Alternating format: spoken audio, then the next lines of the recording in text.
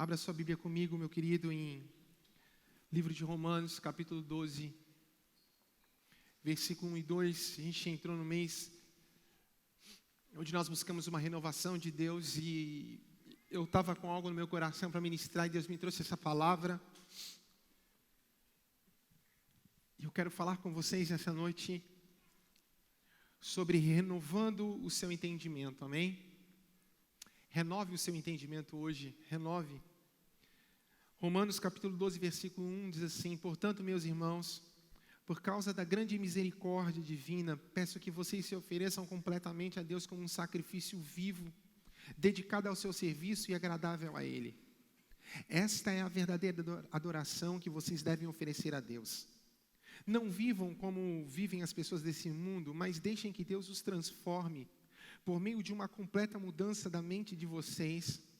Assim vocês conhecerão a vontade de Deus, isto é, aquilo que é bom, perfeito e agradável. Amém? Renove a sua mente. Quando nós falamos do Evangelho, esse texto é um texto muito conhecido que a gente fala, né? Mas transformai-vos pela renovação do vosso entendimento.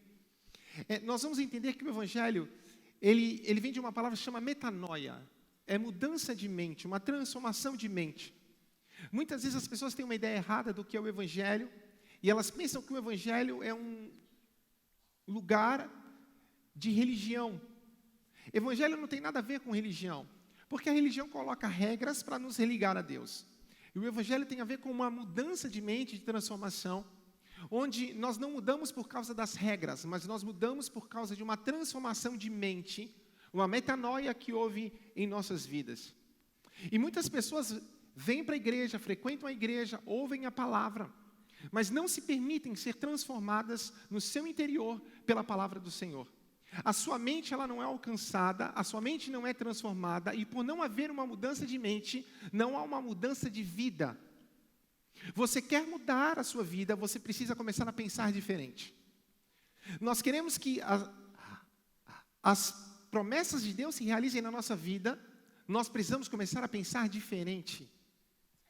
E eu quero falar sobre isso nessa noite, mas eu quero antes pensar com você um pouco sobre esse versículo 1, e eu queria falar na minha tradução, diz: portanto, meus irmãos, por causa da grande misericórdia divina, misericórdia, se você não sabe, é nós não recebermos aquilo que nós merecemos. Todos nós aqui pecamos, fomos destituídos da glória de Deus, estávamos condenados à morte, mas Deus nos amou e Deus não deu a nós aquilo que nós merecíamos receber. Ontem nós estávamos aqui na Santa Ceia, o pastor estava ministrando e nós cantávamos antes da pregação sobre a volta de Jesus. E nós que estamos aqui hoje, que cremos em Deus, nós estamos esperando a volta de Jesus. Nós cremos que tudo que vivemos e para que vivemos não é para esse momento terreno, mas para algo glorioso na eternidade. Eu não sei se você compreende isso comigo. Muitas vezes nós deixamos de pregar e falar da vinda de Jesus, deixamos de acreditar que Jesus Cristo vai voltar. E nós vivemos a nossa vida como que se tudo que tivéssemos fosse essa vida passageira e esse momento que nós passamos na terra, a qual a Bíblia chama como um sopro, como um vento, como um vapor. Assim a Bíblia chama a nossa vida. Mas nós vivemos por algo maior, algo que é eterno. E ele estava falando algo ontem, quando Jesus aconselha aquelas mulheres, não chorem por mim, mas chorem por vocês. Porque Jesus estava dizendo, tudo aquilo que vocês estão fazendo, há uma colheita. E o que Paulo está querendo dizer aqui em Romanos é o seguinte: olha, Deus teve misericórdia de nós, Deus fez tudo o que tinha que fazer por nós. Preste bem atenção, não importa o problema que você chegou aqui hoje, Deus fez tudo o que tinha que fazer por nós. Por isso, em todas essas coisas, nós somos mais do que vencedores, amém? Então, existem coisas que não dependem mais de Deus, mas dependem de nós. O que o Paulo está dizendo é o seguinte: olha, por causa daquilo que Deus já dispensou sobre nós, aquilo que Deus dispensou sobre a tua vida, eu quero que vocês agora façam a sua parte. E qual é a parte que ele esperava dessa igreja? Era que essa igreja oferecesse completamente a Deus, como um sacrifício vivo, santo e dedicado ao seu serviço e agradável a Ele. Deus já nos ofereceu vida eterna. Mas o que Paulo está dizendo para essa igreja, por aquilo que Deus nos ofereceu, agora eu quero que nós possamos nos oferecer a Ele. Paulo está falando de algo voluntário. Paulo não está dizendo de algo imposto por alguém. Paulo não está dizendo sobre algo que alguém determinou sobre a vida de alguém. Mas o que Paulo está dizendo é que nós possamos voluntariamente, reconhecendo aquilo que Jesus fez por nós. Quem reconhece que estava perdido aqui? Quem reconhece que Jesus fez na sua vida? Você reconhece isso? Paulo então diz, então, quero que agora vocês voluntariamente se ofereçam como o próprio sacrifício, um sacrifício vivo, um sacrifício agradável a Deus, que glorifique o Senhor. Que vocês tenham uma capacidade de abrir mão da sua vida para entregá-la a Deus. Que nós possamos entender que o Evangelho não tem a ver com a vida que eu vou levar, porque muitas pessoas chegam na igreja com uma expectativa errada, querendo que Deus se encaixe ou Deus se amolde ao seu mundo ou ao seu desejo. Deus não se amolda a homens, Deus não tem compromisso com os nossos desejos. Somos nós que precisamos nos amoldar a Deus. O que Deus espera da igreja é que nós possamos pegar a forma que Deus quer. E Ele está dizendo assim, olha, quando você fizer isso, quando você se oferecer como um sacrifício vivo, dedicado ao serviço, e uma coisa agradável a Ele, esta é a verdadeira adoração. Então adoração não tem nada a ver em levantar as mãos, levantar a sua voz em uma canção, em dizer que Jesus é bom. Não. Adoração é quando eu voluntariamente, eu não preciso de ninguém dizer para mim o que eu tenho que fazer. Eu consigo me entregar e me colocar no altar como um sacrifício, dizer, Senhor, eu estou aqui. Essa é a razão do Evangelho. E nós muitas vezes chegamos e dizemos, Senhor, eu preciso que o Senhor faça isso, eu preciso que o Senhor faça aquilo. Deus já fez tudo, Deus já dispensou misericórdia. Era para nós estarmos destruídos, mortos, mas Deus fez muito além daquilo que nós merecíamos. Não nos deu o castigo que merecíamos, porque nós estamos em Cristo, e quem está em Cristo, nova criatura é. As coisas velhas se passaram, tudo se fez novo. Então não tem a ver com as nossas expectativas diante de Deus, mas as expectativas que Deus tem conosco, por aquilo que Ele investiu na nossa vida. Por aquilo que Ele fez por nós. E Ele diz assim, Ele continua dizendo, esta verdadeira adoração que vocês devem oferecer a Deus. Não vivam então como as pessoas desse mundo vivem. Porque as pessoas do mundo vivem atrás do seu interesse. As pessoas do mundo vivem atrás de uma felicidade que nunca encontram. Não viva como eles, vocês não podem viver como eles, mas deixem que Deus os transforme por meio de uma completa mudança de mente. Não pode haver uma mudança de mente se não houver um novo entendimento. E novo entendimento só pode acontecer quando nós abrimos o coração para que a palavra de Deus possa entrar em nossa vida e germinar. Ontem eu estava conversando com o pastor e nós estávamos falando, eu nasci no Evangelho e eu achava que o máximo era ser um pregador. Então tem pessoas que têm uma facilidade muito grande de ouvir a palavra e transmitir aquilo que ele ouve e transmitir muito bem. E eu estava falando para ele, e é legal quando a gente conhece Deus de verdade, nós vamos descobrindo que o Evangelho não tem a ver com isso. Mas tem a ver em ouvir a palavra que é semente, deixar a semente entrar no coração, germinar em nossa vida, e nós abrimos a nossa boca e falamos, não daquilo que ouvimos, mas daquilo que foi germinado em nós. Então a palavra precisa ter um alcance mais profundo na nossa vida, um alcance que vai mudar os nossos princípios e mudar os nossos conceitos. Por que Deus está falando isso e Paulo está dizendo isso?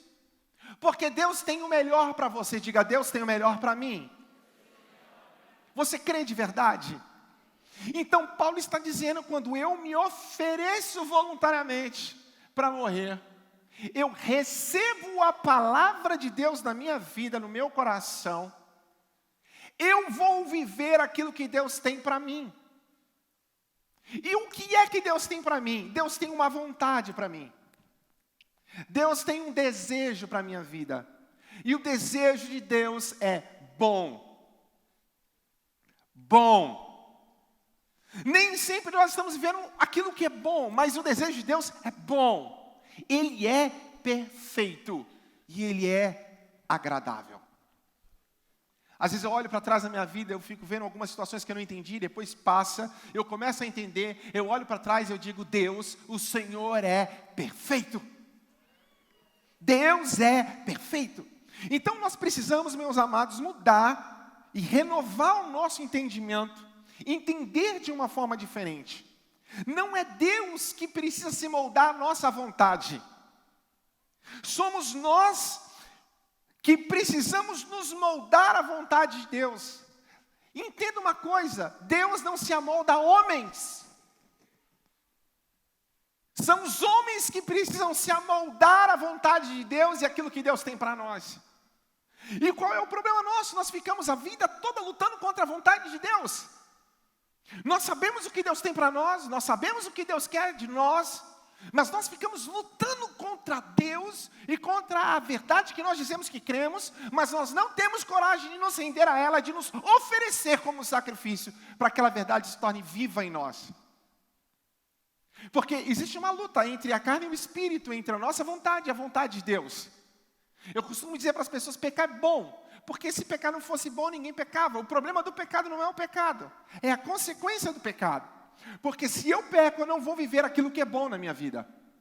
A Bíblia diz que a consequência do pecado é a morte.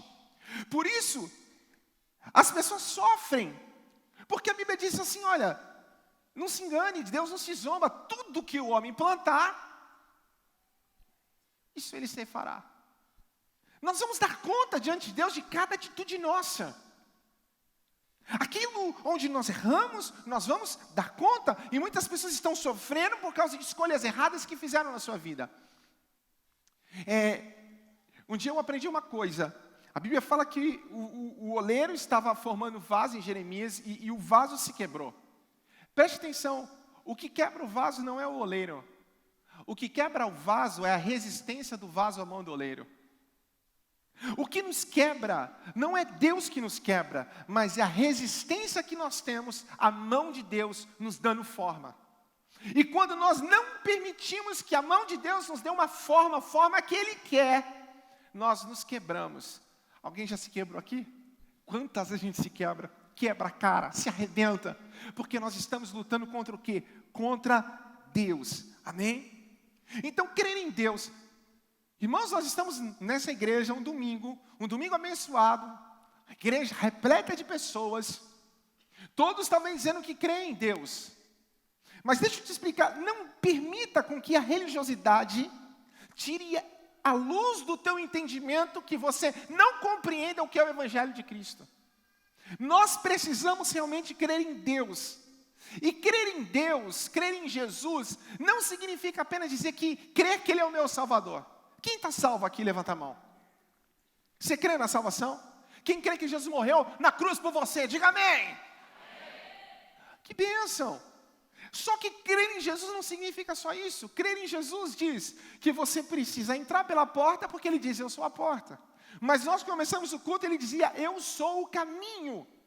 Não adianta você apenas entrar pela porta, se você não seguir o caminho. Se você não entrar no molde de Jesus, porque o que te leva à salvação é entrar pela porta, mas seguir o caminho, e lá no fim do caminho você vai encontrar Deus.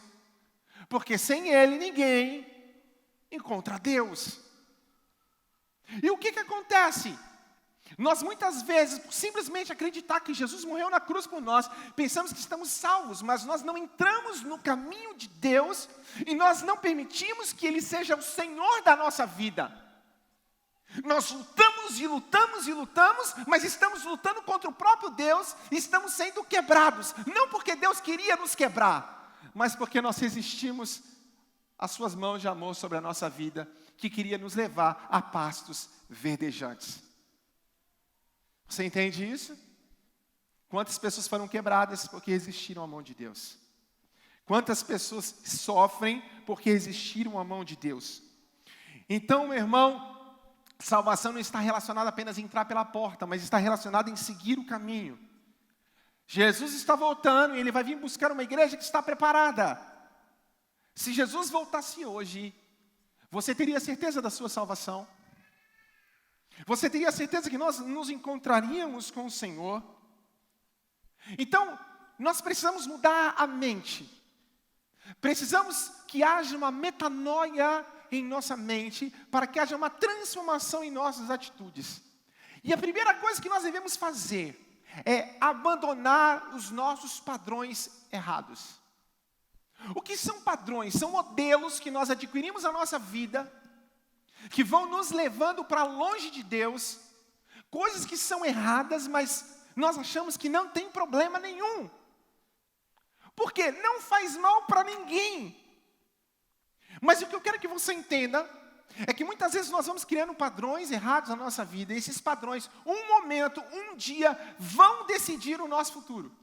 Eu estava falando esses dias para o pessoal da consagração, que vai ser consagrado como líder. Nós temos que criar padrões certos na nossa vida. Então, nós vamos errando e nunca teve problema. Olhe bem o povo de Israel. O povo de Israel saiu do Egito, Deus nos livrou do Egito. Deus falou, eu vou levar vocês para uma terra que emana leite e mel. Aonde Deus queria levar eles? Para uma terra que emana leite e mel. Mas aquele povo que saiu do Egito nunca chegou nessa terra. Sabe o que a Bíblia diz? Que todo esse povo morreu no deserto. Irmãos, sabe o que eles faziam? Quando as lutas vinham, eles diziam assim, Deus nos trouxe para o deserto para morrer. Vamos levar um outro líder, levantar um outro líder, vamos matar Moisés, vamos arrebentar com tudo. Aí Deus vinha, eles se arrependiam. Acontecia mais um problema, vamos matar Moisés, vamos voltar para o Egito. Lá a gente tinha cebola, lá a gente tinha pepino. Nunca teve problema. Deus sempre usou de misericórdia para com eles. Deus sempre teve misericórdia com eles. Você está entendendo? Até que um dia, diga assim, até que um dia. Um dia, a decisão deles iria decidir o seu futuro. Moisés vem, chama 12 espias, fala assim, ó, vai lá, 12 irmãos, 12 parentes, 12 líderes, 12 pessoas com o mesmo pastor, 12 pessoas da mesma família, vão ver a terra, voltam reclamando. E fala assim, vamos matar Moisés e levantar outro líder. E Deus fica tão furioso, fala assim, esses caras não vão entrar na terra prometida. Vai morrer todo mundo. Entrou 2, Josué e Caleb. Você entende que um dia, aquele padrão errado que eles seguiam a vida toda, iria decidir o futuro deles, iria condená-los a não viver aquilo que Deus tinha para eles? Nós muitas vezes criamos padrões errados, modelos errados na nossa vida. Porque os modelos da nossa vida estão baseados naquilo que está no mundo. E a Bíblia diz, nós não podemos tomar a forma do mundo. Mas eu vou à igreja, eu dou o dízimo, eu leio a Bíblia, mas não é o que você lê. Mas é aquilo que você faz e da forma que você age. Uma hora, o seu padrão errado vai determinar o seu futuro. Eu lembro um dia que um irmão da igreja me procurou desesperado na minha sala, falou, pastor, pelo amor de Deus, eu preciso que o senhor me atenda. A minha mulher quer divórcio. Ela quer se separar de mim. Eu falei, mas por que nós brigamos? Eu fui para a sala, e aí ela falou que agora não me quer mais. E eu falei, traz a sua esposa, nós vamos conversar com ela. E ela veio conversar comigo, ela falou, pastor, é o seguinte, todas as vezes que nós brigamos, ele fala para mim, eu vou me separar de você. Eu vou me separar de você. Ele faz biquinho e vai dormir na sala. Pois agora, pastor, quer saber de uma coisa? Eu me irritei. Ele quer se separar, agora ele vai se separar. Eu vou ajudar ele a ser homem para cumprir a palavra dele. E eu não quero mais. Cansei. Eu olhei para ele, eu falei, tu é um Zé Mané mesmo, né? Tu sabe que o cara fica tentando a vida toda. Eu vou embora, eu vou sair. Ó, eu vou. Joguinho. Até uma hora que o joguinho virou sério. Sabe o que aconteceu com essa família? Se acabou. Padrões errados podem determinar o nosso futuro. Cuidado! Era isso que Deus tinha para essa família? Deus queria que essa família se acabasse. Deus queria que os filhos se perdessem? Sim ou não? Mas os padrões errados os impediram de viver a boa, perfeita e agradável vontade de Deus para a sua vida. Cuidado com os padrões errados que você tem trazido para a sua vida. Cuidado com os padrões errados que você tem trazido para a sua casa e carregado na sua vida cristã. Eu fico olhando quando Roboão assume o trono no lugar de Salomão, diz que vem o reino do norte, junto com Jeroboão, e fala assim: olha, teu pai foi muito pesado, por favor, alivia a nossa carga. Roboão fala assim: espera um pouquinho, eu vou pegar conselhos. Depois do conselho, vocês voltam daqui a 3 dias, eu explico para vocês o que eu vou fazer. Aí ele vai até os mais velhos, e os mais velhos chegam para ele e falam assim: cara, tira a carga deles, alivia que você vai ter eles durante toda a sua vida. Sabe o que é o conselho de pessoas mais velhas? Tem pessoa que não ouve as pessoas que Deus colocou na vida dele, que são a autoridade que Deus colocou, que tem experiência para ele. Já viu quando a gente é jovem, a gente acha que é o dono do mundo? Alguém já sentiu o dono do mundo? Até que nós vemos que nós não somos dono do mundo, que nós somos mais um no mundo. E Roboão se sentiu um dono do mundo. Aí ele deixa o conselho dos mais velhos, vai buscar o conselho do quê? Dos amigos. E os amigos assim: diga para eles que o teu dedinho mínimo é mais grosso que a cintura do seu pai. Roboão se encheu e falou: isso aí, jovem, forte, príncipe, agora era rei, cheio de si. Roboão era o cara. Padrões errados. Talvez durante toda a vida dele ele ouviu seus amigos. Mas em um momento, o padrão que ele havia criado errado, dos maus conselhos, iria determinar o seu futuro. Sabe o que aconteceu com Roboão? Se apresentou diante das 10 tribos, perdeu as 10 tribos. Ficou com 2, perdeu 10. E Deus só não tirou as outras 2, porque Deus tinha uma aliança com Davi. Queridos, padrões errados. Você precisa abandonar os padrões errados da sua vida. Amém? Segunda coisa que você precisa mudar na sua mente. Você precisa se posicionar. Se posicione. Seja uma pessoa de posição. Não seja uma pessoa que é levada pela galera. O que acontece com Josué e Caleb quando os 10 vão contra aquilo que Deus havia falado? Eles se posicionam e falam: nós somos diferentes. Nós somos diferentes. E eu vou falar uma coisa para você. Nós estamos enfrentando uma época em que a atmosfera está pesada. Uma guerra no mundo espiritual. Você sente isso? Pessoas passando por uma batalha tremenda. Há uma luta cerrada no mundo espiritual. Terça-feira à tarde estava pregando aqui. E ela estava lendo Tiago, capítulo 4. Eu quero que vocês leiam comigo o versículo 7.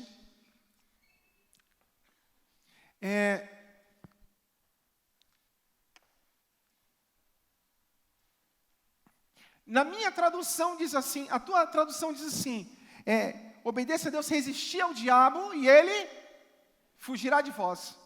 A minha tradução diz assim: portanto, obedeçam a Deus e enfrentem o diabo, que ele fugirá de vocês. Cheguem perto de Deus e ele chegará perto de vocês. Amém?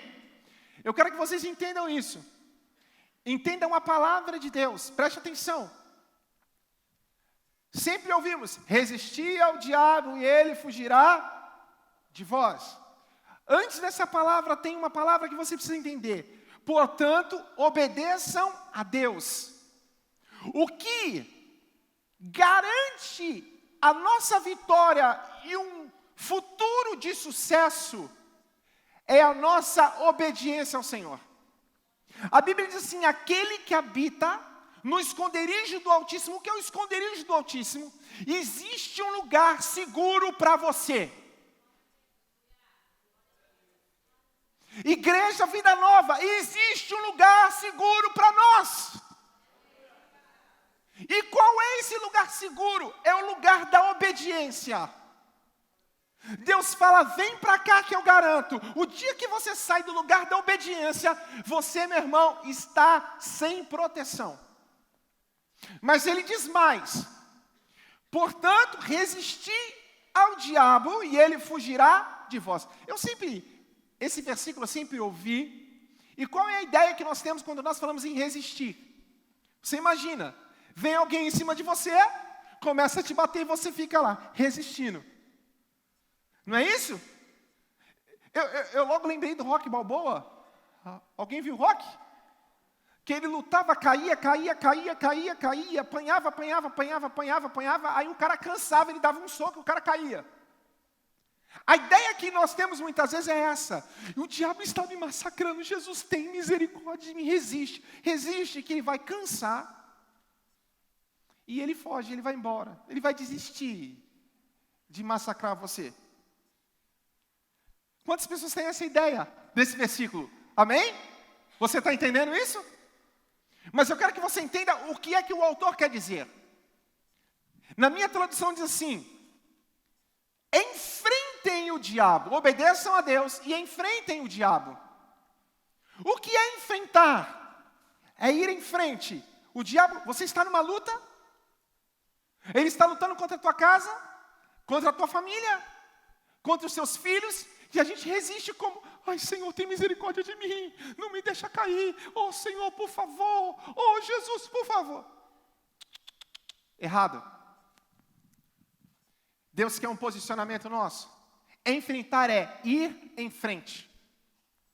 Quando fala em enfrentar, está falando que a mesma força que o inimigo vem contra você, você deve ir com a mesma força contra ele. Você entendeu? Ele está vindo com força, então o que Deus diz, se levante com força.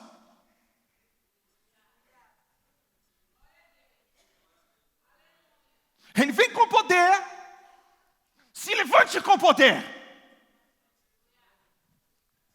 Oh, jovens estão se desviando. Então vamos no mundo buscar os outros. Se um desvia, vamos ganhar 10 para Jesus. Você entendeu? Porque o que Deus está dizendo é o seguinte: enfrente o diabo. E quando você enfrentar o diabo, ele não vai resistir. Ele vai fugir.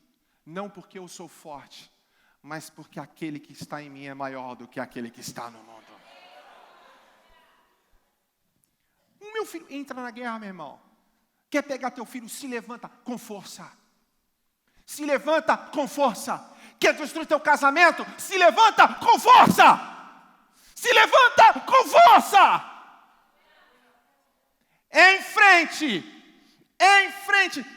Vamos lá? O que é em frente? Em frente. Em frente. Em frente. Em frente. Em frente. E o que a Bíblia diz em Hebreus? Nós não somos daqueles que retrocedem. Por quê? Porque nós somos da fé. Da fé.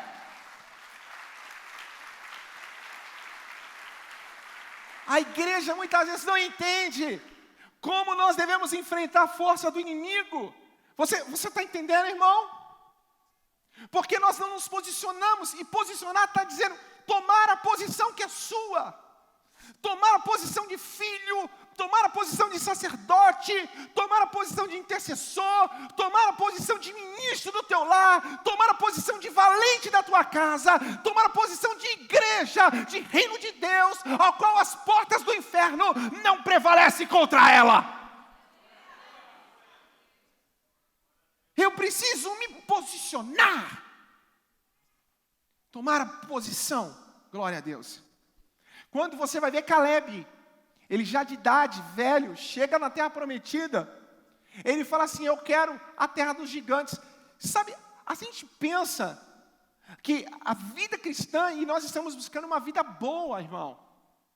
Jesus diz, quem quiser vir após mim, negue-se a si mesmo, carregue a sua cruz e me siga, voluntariamente. Agora, deixa eu te explicar uma coisa, são nas terras de gigante que se encontram o mel É nas terras de gigante, meu irmão, que o leite e o mel estão lá. Deus não tinha prometido uma terra que emanava leite e mel? Tu acha que eles iam... Quando eles chegaram na terra, a terra estava ocupada, eles precisavam conquistar, irmão. Não pense você que nós vamos simplesmente as coisas vir. Não, Deus nos chamou para nós nos posicionarmos como filhos de Deus, como servos de Deus. Nós não somos aqueles que ficam em cima do muro, amém? Se posicionar muitas vezes, irmão, eu vejo que tem pessoas que vivem enganadas e fingindo que está tudo bem, existe um vazio interior enorme. Ele sabe, meu irmão, que ele está errado, está caminhando para o inferno, mas você não se posiciona diante de Deus e diz, Senhor, eu estou aqui, eu preciso me arrepender. Essa noite é a noite de posicionamento, de arrependimento, de transformação de vida, porque Deus traz esperança para a sua alma. Deus quer trazer esperança para a sua vida, amém? Terceiro conselho que eu quero dar para você, para mudar a mente. Afaste-se do seu passado. Se afaste do passado. A gente fica vivendo o hoje, baseado naquilo que passou, ou o passado tem determinado como nós vamos viver. Você não pode viver determinado por aquilo que o passado diz para você. Nós temos que viver por aquilo que o futuro diz para nós. Eu sou pastor, gente, o que nós já passamos, histórias... Sabe como é que eu me motivo? Não por aquilo que passou, eu me motivo por aquilo que está por vir. O propósito, o objetivo, a promessa, o lugar que nós vamos chegar. E existe um lugar, o que Caleb diz, eu continuo com a mesma força de antes. Eu continuo com o mesmo ânimo de antes. Por quê? Porque Caleb não está olhando para trás, para quem ficou, Caleb está olhando para frente, para aquilo que Deus prometeu. Então se motive pela promessa de Deus, que Deus diz, Deus tem algo que é bom, perfeito e agradável para nós. Irmão, enquanto você não viver isso, é porque não é o fim. Não deixe de viver isso. Não desista enquanto você não viver isso. Deixa o passado de lado. Tem gente que a vida cristã, ela é baseada pelo passado, pelas marcas, pelas feridas.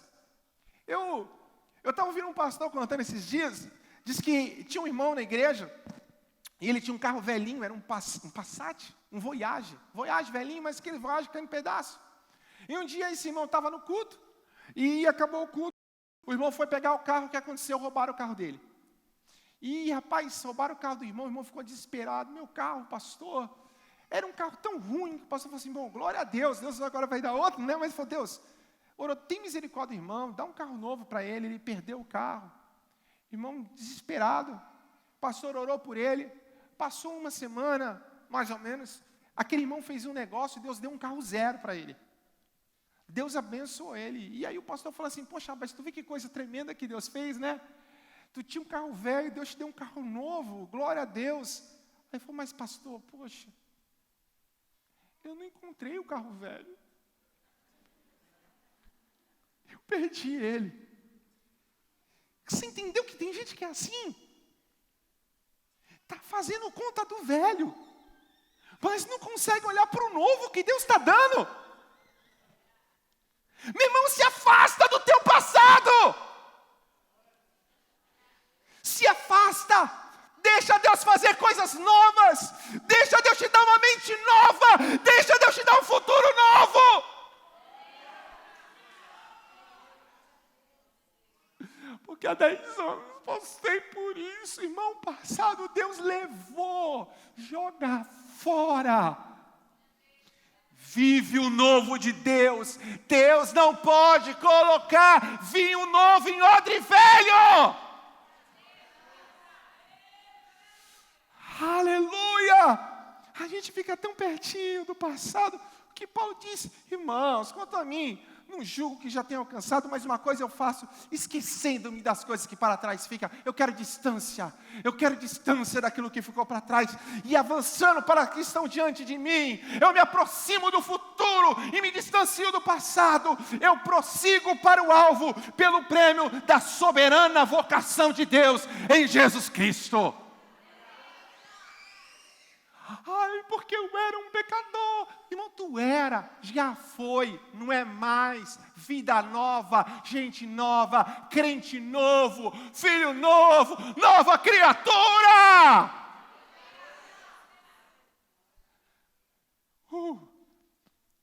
Até quando o teu passado vai aterrorizar você?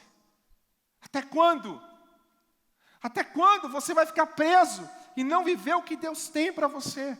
Amém? Nós, não que nós não tenhamos problema, mas nós precisamos nos motivar, olhando para o nosso propósito.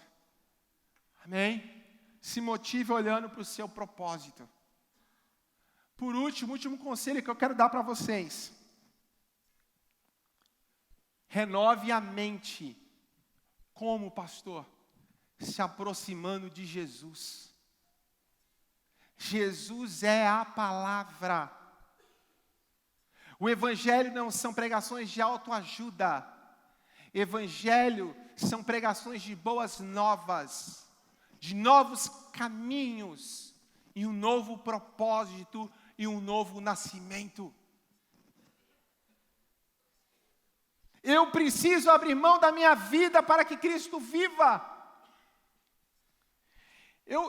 Eu sou novo, eu tenho uns 20 anos, mais ou menos, né? Isso aí. Gente, agora é sério, eu estou ficando velho. A Jéssica lembra de mim quando eu tinha aparelho. Eu não sabia que eu tinha usado aparelho na igreja aqui, não. Sério mesmo? Da época que eu era cabeçudinho ainda, Jéssica, né? Então, imagina a Jéssica como era. Ela era um bebê de colo. Mas assim, a gente começa a ver algumas coisas e algumas experiências que nós começamos a ver e ter na nossa vida. Eu nunca vi alguém que abriu mão dos princípios do Senhor ser feliz. Mas todos aqueles que perseveraram nos princípios de Deus, a bênção de Deus de alguma forma os encontra em algum momento. A única fonte de vida que eu encontro, a gente vai nas escolas falar de Jesus, pregar, às vezes a diretora fala: meu Deus, a gente não sabe o que fazer. Eu falei: eu não sei outra fonte, ou como ajudar essas pessoas, ou como mudar a vida dessas pessoas, alguém que possa mudar que não seja Jesus. Você entendeu? Você que entrou aqui hoje, não é a igreja que muda você, não é a palavra do pastor ou dos pastores, não é o louvor que muda você, é Jesus que muda você. Então você tem que se aproximar de Jesus, e você vai se aproximar de Jesus quando você abrir o seu coração para que a palavra possa entrar em sua vida, penetrar e transformar realmente. Sabe, todas as pessoas que chegavam até Jesus, com todos os casos mais variados, Jesus transformava. Não tinha um que Jesus não mudasse quando as pessoas verdadeiramente o procuravam.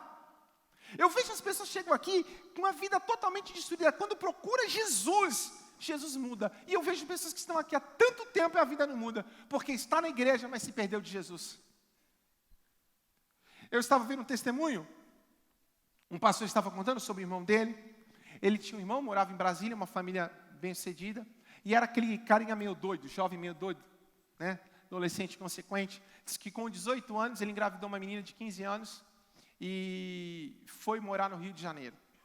Ele foi um menino que nunca teve temor a Deus, cresceu na igreja, mas nunca teve temor ao Senhor.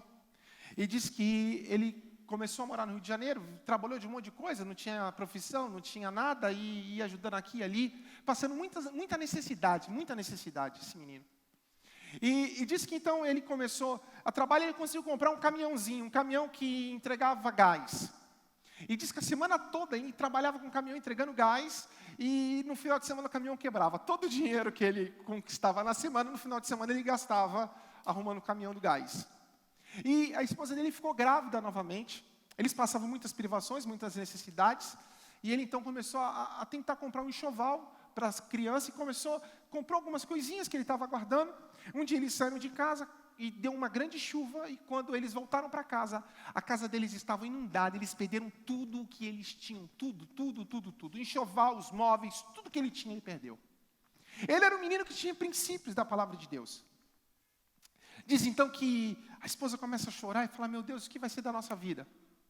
Ele vai para o banheiro de casa, ele entra no banheiro, e ali ele lembra dos princípios. Ele lembra de Jesus. Deixa eu te falar uma coisa, quem se afasta de Jesus sabe que se afastou. Quem está no pecado sabe que está no pecado. Agora preste atenção, você sofre porque você quer sofrer, porque Deus não quer que você sofra. Você está entendendo? Sabe por que você está triste com essa angústia no coração? Você finge que está tudo bem, mas não está tudo bem. Porque você quer. Porque Jesus está aqui.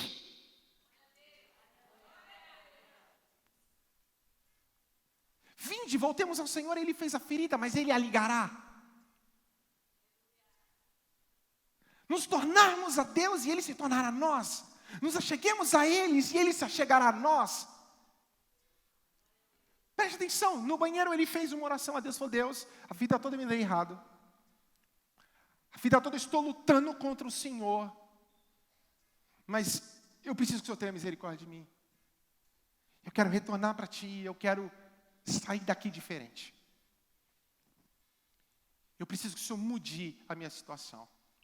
E ele saiu do banheiro, quando saiu do banheiro, a esposa dele falou, e aí? Ele falou, glória a Deus. Glória a Deus por quê? Porque está na hora de nós voltarmos da onde nós saímos. Vamos voltar, ele era de Brasília, estava no Rio. Vamos voltar para Brasília, nós estamos tentando voltar há um tempão para Brasília, mas a gente não consegue dinheiro para poder pagar a nossa mudança, nós não tínhamos dinheiro para pagar a mudança. Olha o que Deus fez. Perdemos tudo. E agora nós não precisamos mais dinheiro para mudar. É só ir. Ele pega a esposa com a roupa do corpo, volta para a casa do seu pai. Na casa do seu pai, diz que o seu irmão falando que nem cueca ele tinha, o irmão dele teve que dar cueca para ele. Não tinha nada. Ele vai para o primeiro emprego. Conseguiu fazer uma entrevista, foi para a Nestlé fazer uma entrevista. E quando ele chega ali, vários currículos, o cara vai fazer entrevista com eles assim, mas vem cá. Eu tenho tanto currículo bom aqui, pessoas capacitadas, e eu estou vendo você aqui, não tem profissão. Você era um motorista de caminhão de gás. Por que eu vou contratar você e não vou contratar os outros? Ele falou assim, esses currículos são melhores que o meu, não são? São todos. Ele falou, então, mas nenhuma dessas pessoas tem o que eu tenho. A vontade de vencer.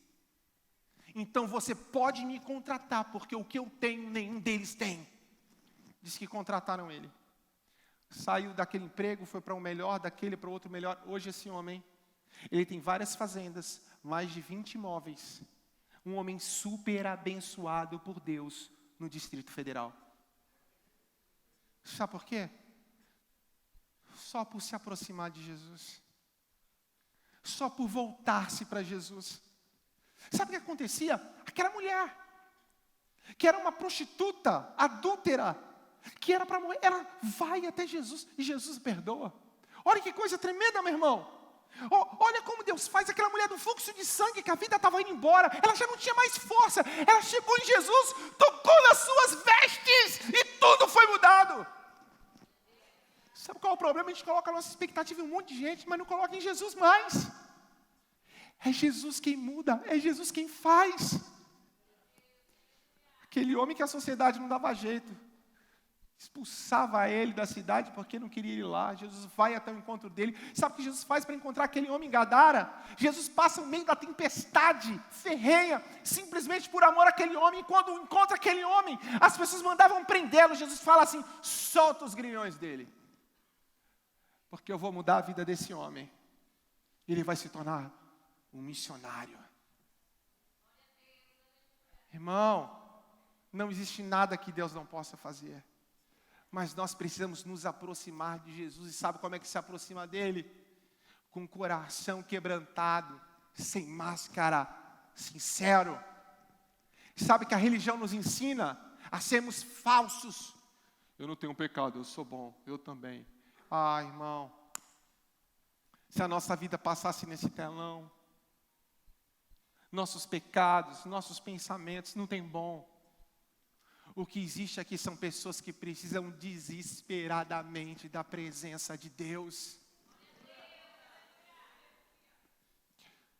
Mas eu falo para os meninos, quando vocês estão ministrando, como é que eu estou lá embaixo? O senhor está adorando, sabe por quê? Porque eu não adoro porque é legal, eu adoro porque eu preciso desesperadamente da graça de Deus.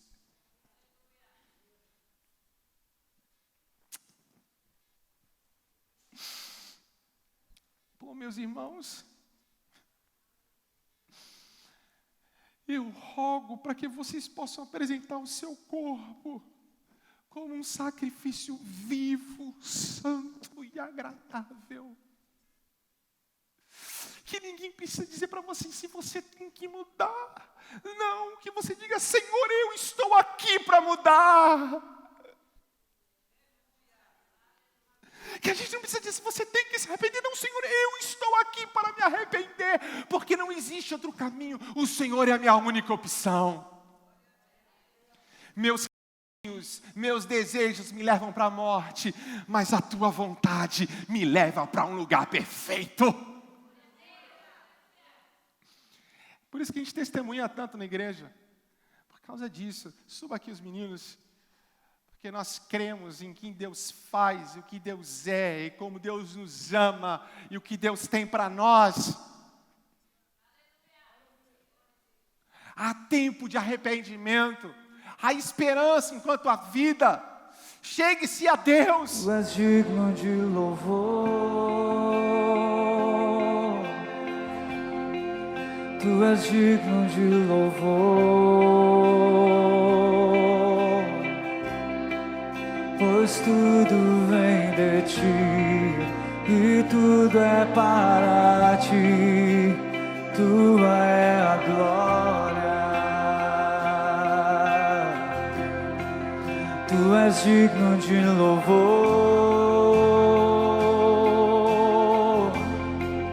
Tu és digno de louvor. Pois tudo vem de ti e tudo é para ti. Tua é a glória.